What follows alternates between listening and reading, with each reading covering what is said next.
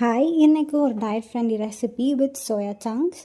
இதில் சேம் தான். சோயா சங்க்ஸை பாயில் பண்ணிவிட்டு அதில் இருக்க எக்ஸஸ் வாட்டரை ரிமூவ் பண்ணிவிட்டு அதில் chilli powder, garam masala and salt எல்லாம் போட்டுட்டு நல்லா சாட்டே பண்ணணும்.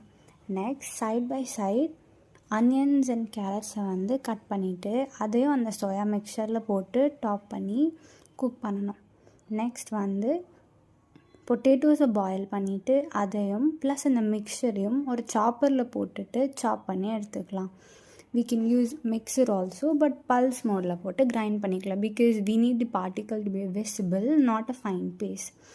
நெக்ஸ்ட் அந்த மிக்சரில் for about 1 spoon of cornflour போட்டுட்டு அதை பேட்டிஸ் மாதிரி மேக் பண்ணி பேனில் 1 spoon of ஆயில் போட்டு ஷாலோ ஃப்ரை பண்ணி எடுத்தால் ready. We can serve that with mint chutney.